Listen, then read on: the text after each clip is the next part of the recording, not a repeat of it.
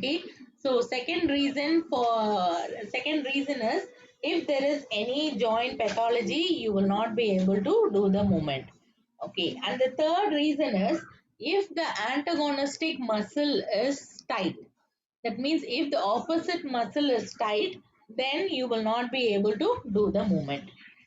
Is that clear? So, three reasons are there for the patient not having a range of motion or having reduced range of motion. Either the agonistic muscle group will be weaker, or the antagonistic muscle will be tight or having contracture or anything, or the joint will have some pathology. Okay, so if the agonistic muscle is weak, then you have to go give passive movement or active movement or resisted movement according to the muscle power. Okay, if the antagonistic muscle is tight, then you need to do stretching. Okay, if the joint pathology, if the patient has joint pathology, then you have to use this peripheral joint mobilization. Is that clear? So I know like now you would have read many techniques. Now you will have a little bit confusion what technique to use to that particular patient. So this is the basic idea. All the problems will be around a patient around that the patient is not able to do a particular movement.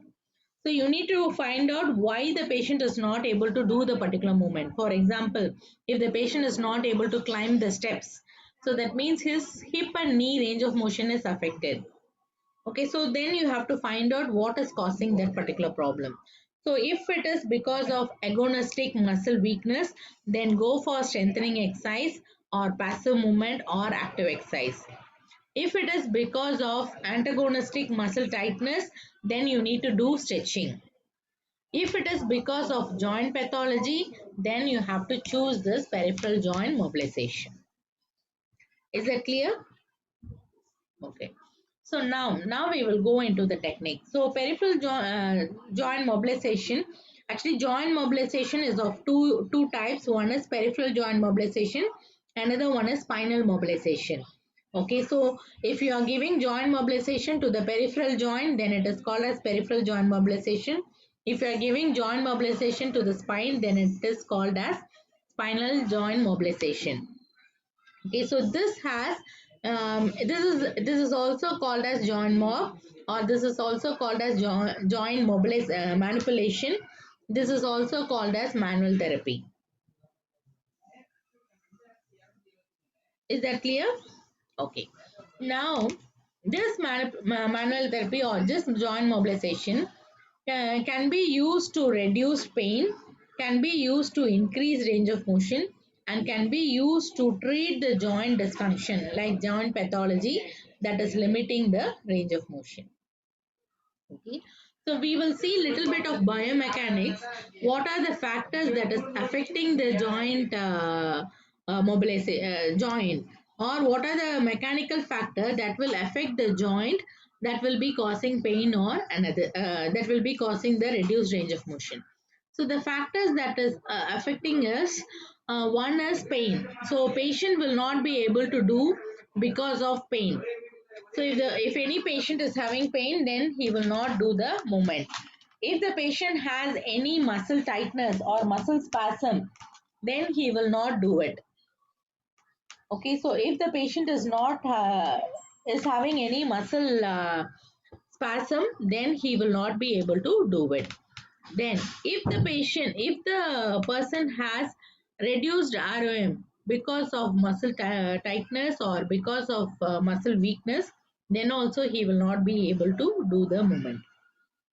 If the patient has any swelling around the joint, it is called as joint effusion. Okay, swelling around the joint, it is called as joint effusion. So if the patient is having joint effusion, then also he will not be able to do the movement. Then if there is any contractures in the joint capsule, I hope you will know there is something called joint capsule in each joint. So you would have read in your anatomy.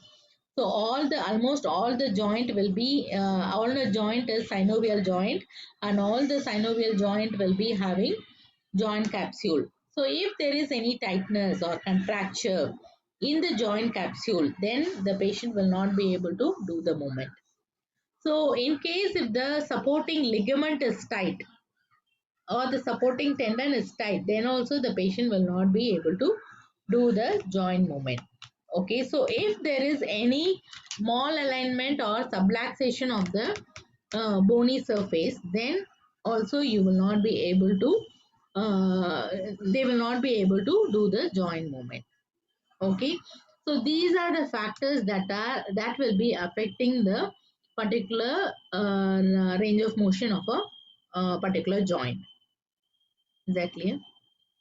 Now, so since it is having many terminologies, we will just see what are the difference in that particular terminology. Okay, when you say mobilization, it is done passively to increase the range of motion, or it is done to reduce the pain. So mobilization means it is done passively to increase the range of motion or to reduce the pain. Okay, so it is applied on the joint over the soft tissue. Soft tissue is nothing but the capsule. It is applied over the capsule and in a various speed, and this will help you to reduce the pain, and this will help you to increase the range of motion. Okay, so next is like manipulation. So this joint, passive joint manipulation is done again passively, but it is done very suddenly and very forcefully. This will not be able to control by the patient. Okay, in mobilization, the patient can control the movement. So even though if it is done passively, the patient will be able to control the movement. But in case of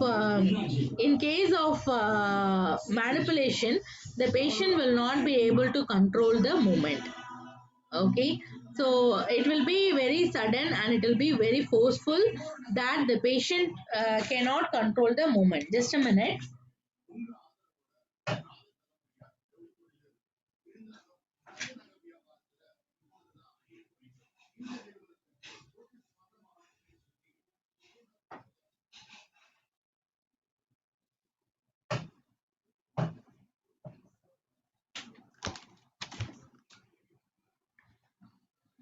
Okay, so next is like we have another terminology called self mobilization. So this self mobilization is self stretching technique along with some movement in the joint. That means self stretching along with some gliding and sliding force in the joint. Okay, then the next one is mobilization with movement. So this is passive mobilization done along with patient, along with the patient will be asked to do an active movement. Okay, so you will be making the person to do active movement. During that time, you will be doing a passive mobilization. So that is called as mobilization with movement. Okay, so then, uh, so these are the different terminologies that is used in peripheral joint mobilization. Okay, but in this particular topic, we will be learning about joint mobilization. That is joint mob, the first one. Is that clear? So we are not going to learn the other things. We are going to learn only this joint mobilization. So before going into the concept, so we want to know some of the basic terminology. So this is again you would have learned in your anatomy. So just to brush up, I'm just telling this again. So in anatomy, you would have learned that you have two type of movement. One is osteokinematic movement, another one is orthokinematic movement. Okay, I hope you remember this. So in anatomy, you would have learned that we have two type of movement. One is osteokinematic movement, then another one is orthokinematic movement. Okay, so osteokinematic movement means the movement that is done by the bones. Okay, movement that is done by the bones. So that is when your forearm is moving towards your arm, that is called flexion of your elbow. Okay, so that is the osteokinematic movement. Okay, so the movement is done in the bone. Okay, so whenever two bones are moving either towards each other or away from each other, you will have a range of movement, and that is called as osteokinematic movement. So example for that is your flexion, extension, abduction, adduction, internal rotation, external rotation, everything is your osteokinematic movement. Is that clear? Okay, next something is there that and one more terminology is there that is called as accessory movement. Okay, accessory movement. So this accessory movement within the joint or surrounding tissue that are necessary for normal range of motion. Okay, so the movement within the joint or surrounding tissue that are necessary for normal range of motion, but it cannot be performed by the patient. So for example, when you are doing a flexion movement, the articulating surface that is inside the head of humerus will be articulating with the glenoid fossa. So inside the articulating surface, you will have some kind of movement. So that movement is called as accessory movement. So this movement is not cannot be performed by the patient. It will be happening automatically. When you do flexion, automatically the head of humerus will be gliding over the glenoid fossa.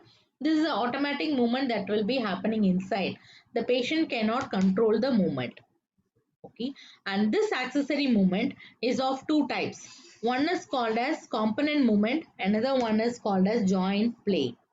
So the component movement are like it will be just a voluntary it cannot be controlled, it will be just undergoing inside the joint. Okay, and this will not be, actually this is like your gliding and sliding movement that is happening inside the joint. Okay, joint play is again this movement doesn't occur within the joint if the joint is normal, but if the joint capsule has any laxity, then only you will have this joint play. Is that clear? Okay, so basically we have two types of movement. One is osteokinematic movement, another one is orthokinematic movement. Inside this osteokinematic movement, when the bone is moving towards each other, that is called as osteokinematic. And when this osteokinematic movement is happening inside the joint surface, this accessory movement will happen. So this accessory movement will happen involuntary by the person. So this is of two types. One is component movement, another one is joint play. Okay.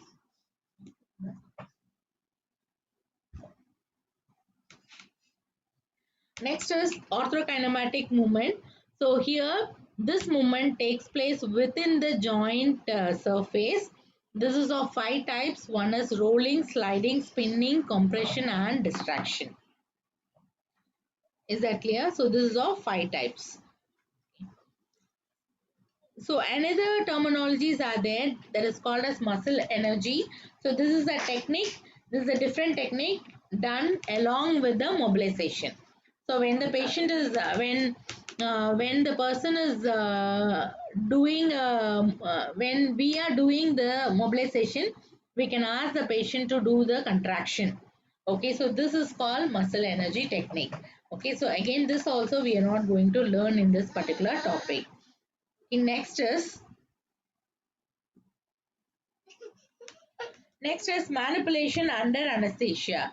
So manipulation under anesthesia means again this is done in a very fast manner or very forcible manner. This will be done. So this is done to break the adhesion. So whenever you want to break the adhesion, you will be doing this kind of movement. Okay, and this movement is done under anesthesia because the patient will not be able to bear the pain. So since the patient is not able to bear the pain, this manipulation is done under anesthesia effect. And this as a therapist we will not do this movement. Only doctors will be doing this movement. So these are the terminologies. Now we will see the different difference or relationship between the physiological movement, that is osteokinematic movement, and accessory movement. So the physiological movement will be done by the movement of the bones, and that movement occurs because of muscle contraction. Okay, but in accessory movement, this is occurring inside the articulating surface, and this occurs because of the shape and sizes of the articulating surface, and this will happen involuntarily. You cannot control the movement. Okay, that is the difference. Now, as we saw, there are 5 different movements in the orthokinematic movement, that is your spinning, rolling, spinning, gliding, and sliding, compression. So we will see about that. So how this orthokinematic movement happens is because of the articulating joint shape. So this articulating joint surfaces has different shape, and because of that only you will have this orthokinematic movement. So if one joint surface is concave, another joint surface is convex like this. This is there in our shoulder joint. This will be there in our elbow joint, our hip joint. All will be having this kind of articulating surface. So when we have this kind of articulating surface, that is, one side will be concave, another side will be convex. Okay, so this is convex and this is concave. When we have this is called as ovoid shape. Okay, so this is called as ovoid shape. Another joint articulating surface will be there, which will be having both concave and convex part in one articulating surface. For example, you can take up knee joint.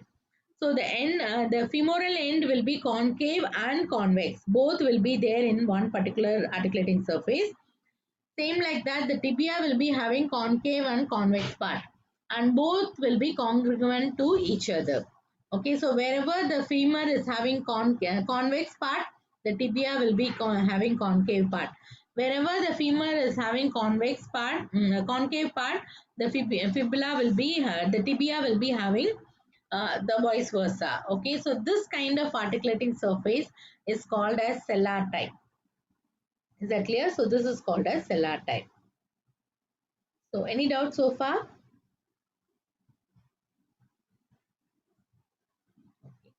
So as we know already, there are 5 types. One is rolling, sliding, spinning, compression, and distraction. In this, mainly we will be using rolling, spinning, and sliding. We will be using this. Okay, so we will not use the other, but we will be using the first 3. We will be using it, but we will see about all 3. So first is rolling. So what is rolling? In rolling, the one point of the articulating surface will be coming with contact with serious point on another surface. Is that clear? So in rolling, one point on articulating surface will come into contact with series of other points on another surface. Is that clear? So for example, when you roll a ball on the floor, so when you roll a ball on the floor, one point of the ball will be coming into contact with series of point on the floor. Okay, so this will be happening in when in the knee joint, when the femur is rolling on the tibial plateau. Is that clear? So this is rolling. So this rolling will occur in incongruent surface. That means unequal surface. Whenever the articulating surface is unequal, this kind of movement will happen. Next is spinning. So spinning is when the bone rotates with another in a longitudinal mechanism. So this will be happening at the radial head of humeral joint whenever you're doing supination and pronation. Okay, so whenever you do supination and pronation, this type of spinning will be happening. This is an example for it. Next is sliding. So sliding is one specific point will be coming in contact with series of other point. Okay, sliding is one specific point will be coming into contact with series of point on another surface. Okay, that is your sliding. So you can take this as an example. When you slide over a slider, your buttock is single point, but the buttock will be touching various points on the slider. So this is called as sliding. Is that clear?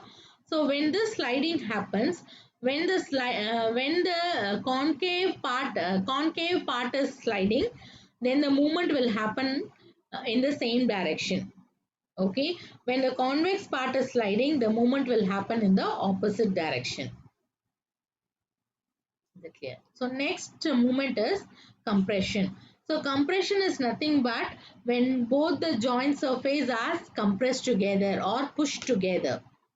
Okay, distraction is nothing but when both the articulating surfaces elongated together or pulled away from each other. Okay, so these are the five joint play that will be happening involuntarily inside the articulating surface. Okay, so this will happen involuntarily inside the articulating surface. Okay, so in joint mobilization, we will be using the sliding movement. Okay, so even though we have five different types of joint play, but in peripheral joint mobilization, we will be using sliding movement alone. We are not going to use other. We will be using the sliding movement alone, and this sliding is called as gliding in peripheral joint mobilization. Okay, so in peripheral joint mobilization, the sliding joint play movement is called as gliding. Is that clear? So now, as I said early, so whenever sliding happens, when the concave part is sliding over, then the movement will be taking place on the opposite direction. So you can see the example here. When the when the convex part is sliding,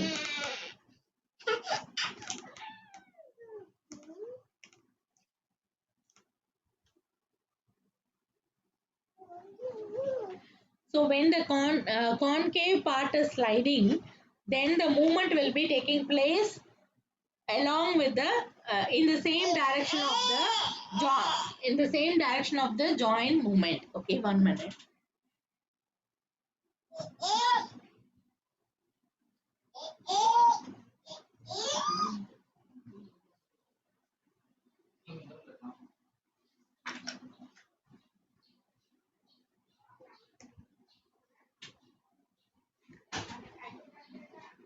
Sorry, my daughter is disturbing a lot. Okay, just a moment. So here, this sliding is called as gliding in peripheral joint mobilization. Okay, so when this sliding happens, when the convex part is sliding over a concave part, the movement will be happening in the opposite direction. So let me explain you within picture. So if you see here, this is a convex part. Okay, so this is nothing but your elbow joint. So this is a convex part. When the convex part is moving or when the convex part is sliding over a concave part, the joint movement will be occurring in one direction, but the gliding will be occurring in another direction. Okay, so if you see here, the joint movement occurs in this direction, that is upward direction, but the sliding movement will occur towards down. Okay, the bone will be moving upward, but the sliding will be occurring downward. Is that clear? Same thing when a concave part is moving, same elbow joint, when the concave part is moving, the sliding will be occurring in the same direction of the bony movement. Okay. So in other words, I can explain, when the distal end of humerus is moving, the sliding will be occurring, the sliding will be downwards, but the bony movement will be upwards. You can just perform and see. Okay, you can just perform and see. When the distal part of the humerus is moving towards the forearm, you can see the bone will be moving in one direction, but the sliding will be occurring in the opposite direction. This is because whenever the convex part is moving, it will be opposite. But whenever concave part is moving, it will be in the same direction. Is that clear? So based on this, we will be having we are going to follow one rule that is called as convex concave rule or concave convex rule. Okay, so here if you see, one joint surface will be moving, another joint surface will be stable.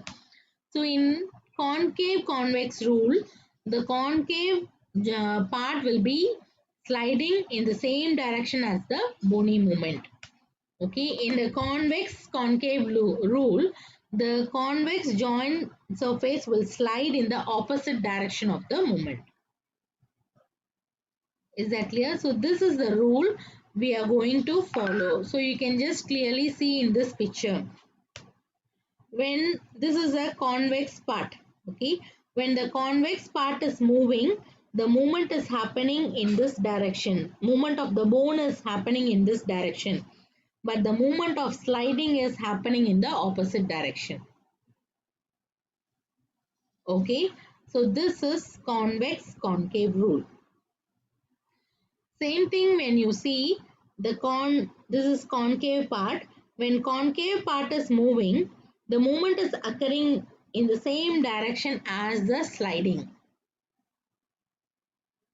Okay, so this is your concave convex rule. I hope now you have understand. See, if you don't understand, just stop me so that I can explain again. Do you want me to explain again? No, miss, it's fine. Okay. So this is a rule that we will be following throughout the peripheral joint mobilization.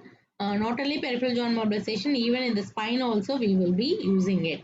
So far we have just seen about the concept of the peripheral joint mobilization. Now we will be entering into the effects of this joint mobilization. Okay, so effects and uses of the joint mobilization. Okay, so do you want any break or we can continue?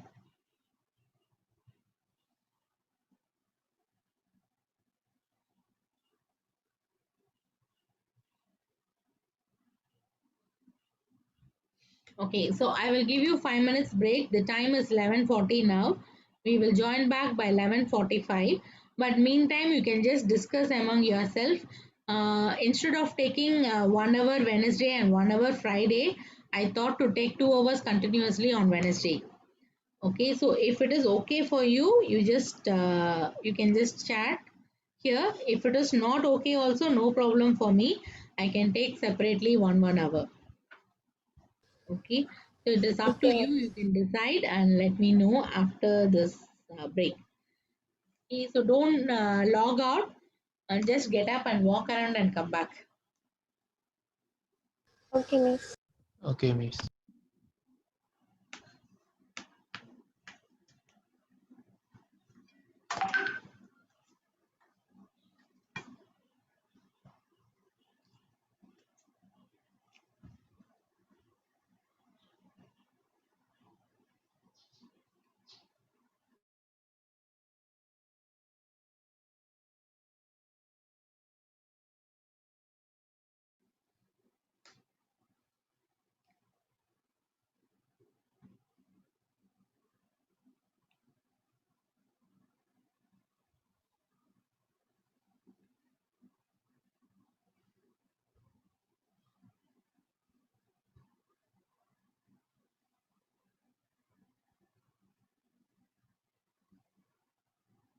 Okay, so from today onwards, or you want it from next week?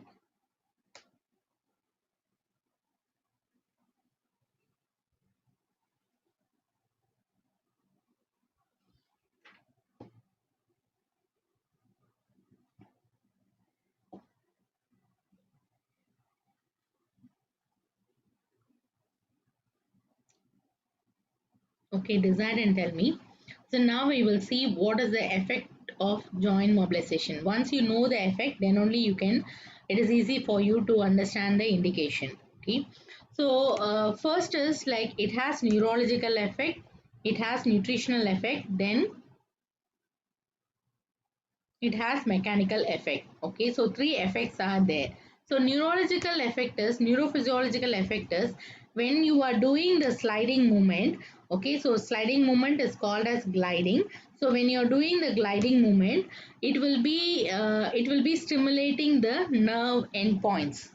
Okay, that is called as mechanoreceptors. So it will be stimulating the nerve endpoints. When it is stimulating the nerve endpoints, this will be reducing the pain. Is that clear? So when you are continuously giving a vibration kind of movement, then it will be helping you to.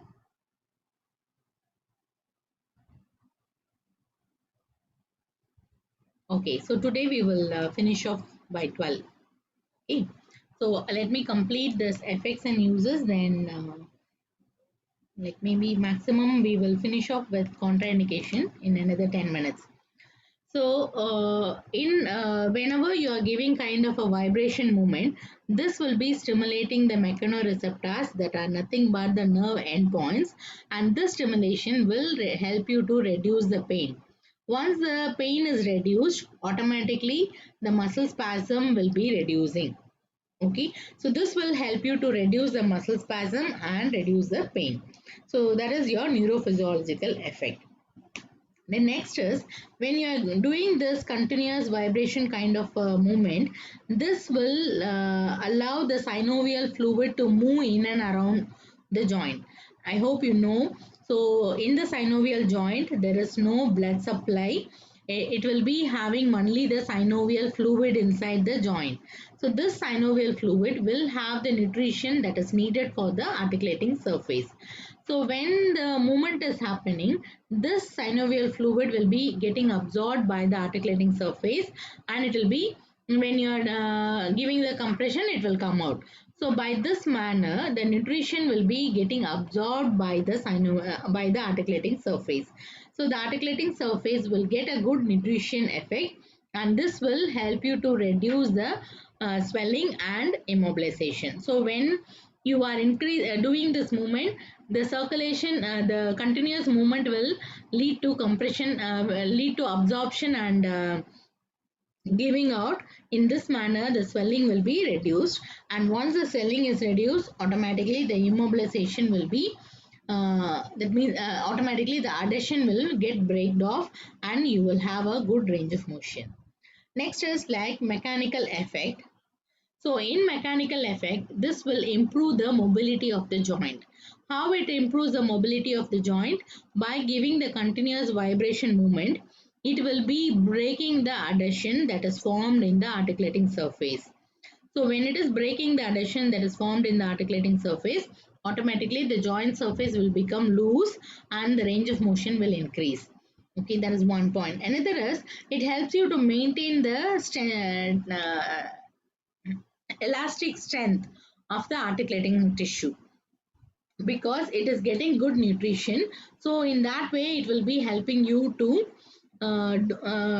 maintain the tensile and the elastic strength of the articulating tissue. That is because of the nutrition. Then when you are doing this, you may get a cracking noise, but that is normal. So whenever you are doing the movement, you may get a cracking noise. You don't need to worry about it. So it is normal. So in this particular joint, the effects and uses are three. You have neurophysiological effect, nutritional effect, and the mechanical effect. Next is indication. So indication, this peripheral joint mobilization is used to reduce pain. Whenever the person is not able to do a movement because of pain in the joint, okay, because of pain in the joint, then you can use this, do this movement, and this will help you to reduce the pain. Then because of joint spasm, that means because of muscle spasm around the joint, if the person is not able to do the movement, then you can reduce the muscle spasm by doing this joint mobilization. Okay, so that is second indication. Third, whenever the joint mobility is very, very less, then you can do this and you can increase the joint range of motion. Then if sometimes if the person has any subluxation means the alignment of the joint will not be normal, it will be uh, misaligned. So that misalignment will be corrected by this manipulation, by this mobilization. Okay, then if the person has very severe restriction in the joint, then this will help you to reduce the disease because it increases the nutrition, so the disease or pathology will be reduced and the person will be able to do a good movement. Then finally the person will be able to do almost all the movement, for example, almost all the movement. In that way the functional immobility will be reduced. Okay, so indication is whenever you have pain in the joint you can use it, whenever you have muscle spasm around the joint you can use it, whenever the range of motion is reduced you can use it. Okay, so these are the three main indications of mobilization. Okay, contraindication is like here contraindication we will be dividing into two types. One is absolute contraindication, another one is relative contraindication. Absolute contraindication means totally you should not do this technique at all. Relative contraindication means you can use this with precaution. Okay, so absolute contraindication means totally you have to avoid or totally you should not use this technique at all. Relative contraindication means you can use it with precaution. Okay, so absolute contraindications are like hypermobility. That means if the joint is so having so much movement, it is more than the anatomical range of movement, then you should not do this particular technique. For example, if for the shoulder flexion and extension, it is 180 degree is normal, but if the joint is having around 210 degree, then you cannot give this particular technique. Okay, so that is called as hypermobility. So if the joint is beyond anatomical range of motion, then you cannot do this particular technique. Then if the joint effusion is more severe, then you cannot do this technique. Because when you do, sometimes the skin will get cracked and the fluids will ooze out. So that's why if they have a very severe joint effusion, then you should not do this. Then if the person has inflammatory arthritis disease, then you should not do this. Because when they have inflammatory arthritis disease, the joints will have degeneration. So when it is having degeneration, automatically the bony articulating surface, everything will be degenerated and it will not be able to do the movement properly. Okay, sorry, when you do the movement, it will break. So that's why for inflammatory arthritis, you cannot use this. Okay, so these are the three absolute contraindications where totally this manipulation should be avoided. Okay, next is relative contraindication. So these contraindications, you can take certain precautions, then you can do the technique. Okay, so the first is malignancy. Malignancy means if the person has any tumor, if the person has tuberculosis, if the person has osteoporosis. In all these conditions, the joint, the bony density will be less. That means the bone might be weak. So you should give you should use it. You should the force you are using should be very very less. If you are giving more force, the joint will break. Okay, so that's why you need to take precautions and reduce the force and do the movement. The next is if there is any ligament rupture, then you have to be careful. You have to check with the doctor whether we can give the movement or not. So if the doctor allows you to do the movement, then you can do the movement.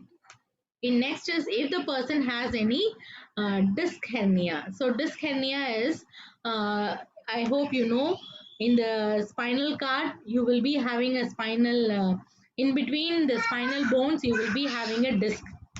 If the disc is ruptured and it is oozing out, then you need to take proper precautions and do the movement. If you find any neurological involvement, then you have to take proper precautions. So how do you know the person is having neurological involvement? When the person is having radiating pain, when the person is having numbness, then you know that the person is having neurological involvement. Okay, then if they have any fracture, if they have any bone disease, then if they have very severe pain, then if they have done total joint replacement, then you need to be very careful when you are doing this technique. Okay, that means with precautions, if definitely you need the technique, then only you need to do the movement, otherwise you don't need to do the movement.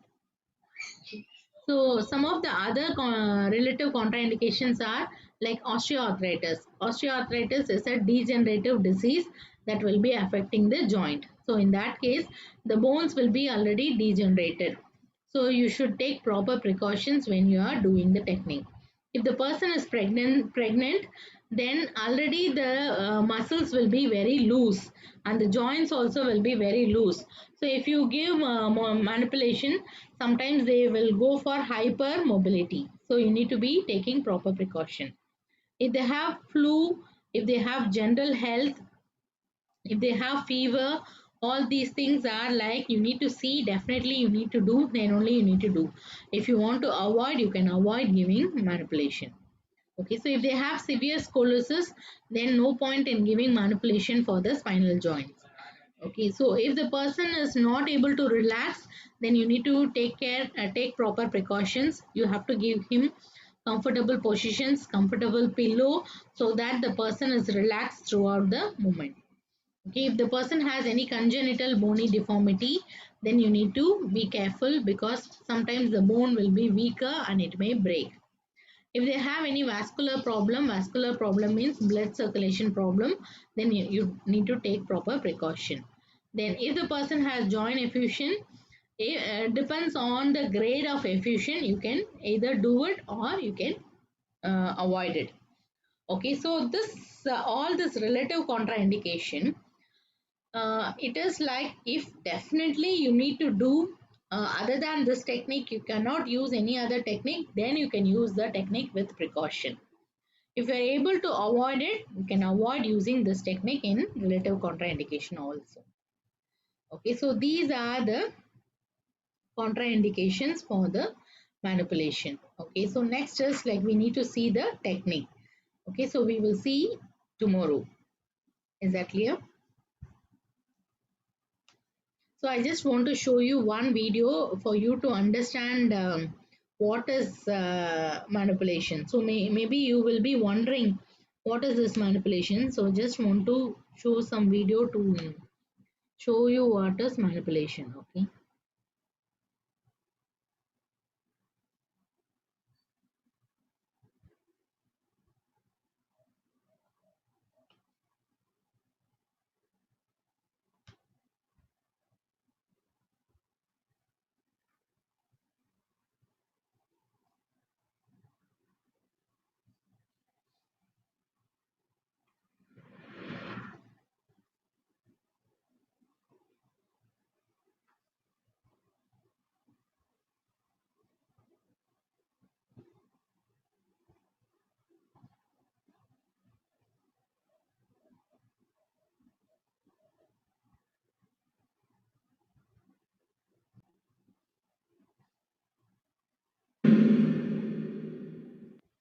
Maitland's joint mobilizations are a treatment intervention used by many physical therapists and other practitioners in order to address muscle spasm, reduce pain, and increase range of motion.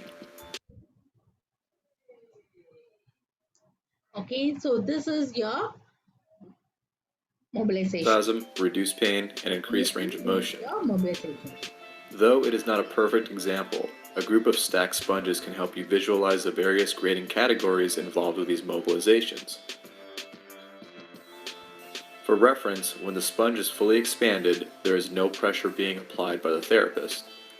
When it is fully compressed, like so, we have reached the joint's limitation and the end of the available range of motion. This will be different for everyone.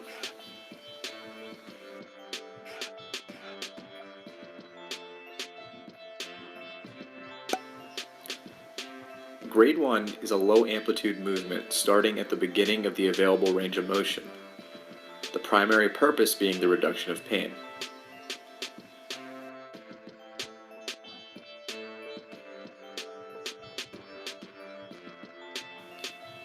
Grade 2, on the other hand, is a high amplitude movement starting at the beginning of the range of motion just after taking up some slack and ending within the available range and not to the point of limitation. The purpose of this grade is also pain reduction. Grade 3 is a high amplitude movement beginning at about mid-range and going into the point of limitation. The purpose in this case is to maintain range of motion and possibly increase it.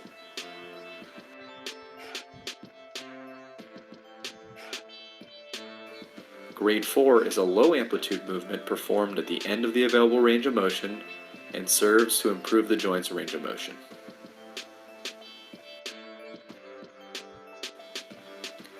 Grade 5 is a thrust technique that requires a lot of skill and practice.